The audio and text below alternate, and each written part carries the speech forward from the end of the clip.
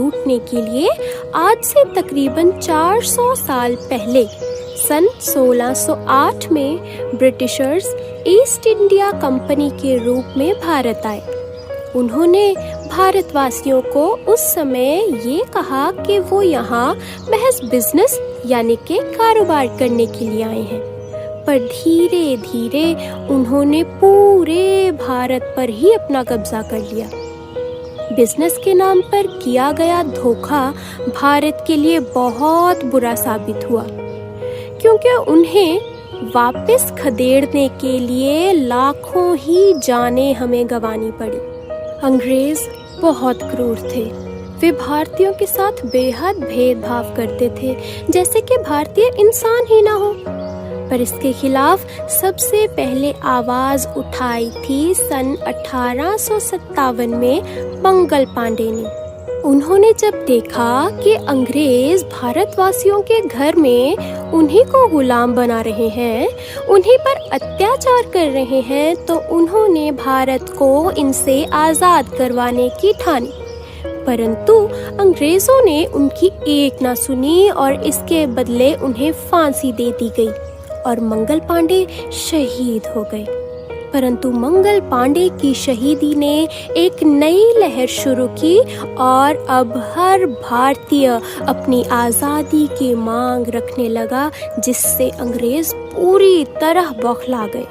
इसके साथ ही आवाज उठाने निकली झांसी की रानी लक्ष्मीबाई ने भी अंग्रेजों की रातों की नींद उड़ा दी।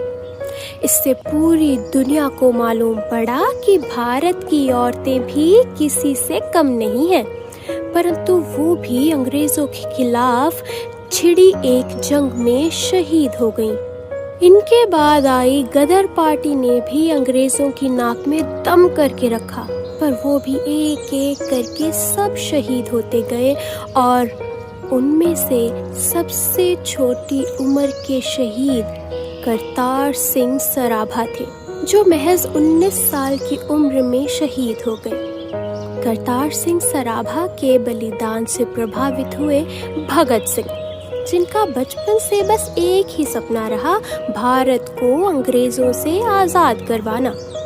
13 अप्रैल 1919 में जब वैसाखी के दिन जलियांवाले बाग में अंग्रेजों ने मासूम और निर्दोष भारतीयों पर गोलियां चला के हजारों ही लोगों को मार दिया, जिसका भगत सिंह पर बहुत प्रभाव पड़ा और उन्होंने जवान होते होते इतनी किताबें पढ़ी जिससे उन्होंने जाना कि कैसे एक खुशहाल देश बनाया जा सकता है। उन्होंने लोगों को धर्म और जाति भेदभाव से दूर किया, परंतु उस समय अंग्रेज फिर से डर गए और उन्हें लगने लगा कि अब भारत छोड़ना पड़ेगा। इस वजह से उन्होंने भगत सिंह को भी उनके 2 साथियों राजगुरु और सुखदेव के साथ फांसी दे दी। इतने सालों में कई सारे भारतीय लाखों की संख्या में शहीद हो चुके थे और भगत सिंह की शहीदी के बाद तो सभी एकजुट होकर आजादी पाने की तरफ बढ़ने लगे।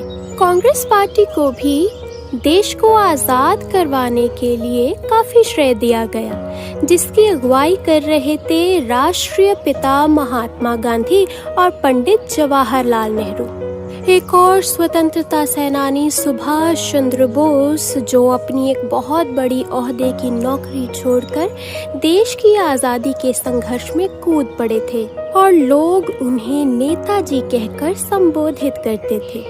पर आजादी की तरफ बढ़ते भारत को देख ब्रिटिशर्स ने फिर से अपनी डिवाइड एंड रूल की पॉलिसी लागू की, जिसमें उन्होंने हिंदू और मुस्लिम को आपस में बांटना शुरू किया और भेदभाव आपसी नफरत का रूप ले गई, जब दोनों धर्मों के लोगों ने अपने अपने देश की मांग की।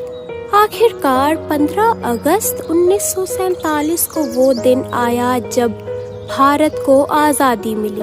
हर तरफ खुशी की लहर थी, पर इसी खुशी के बीच भारत 2 हिस्सों में बांटा गया, हिंदुस्तान और पाकिस्तान। हिंदुस्तान में ज़्यादा हिंदू और सिख थे और पाकिस्तान में ज़्यादातर मुस्लिम गए। इस बंटवारे में भी हज़ारों लोग मारे गए, परंतु भारत अब आज़ाद हो चुका था।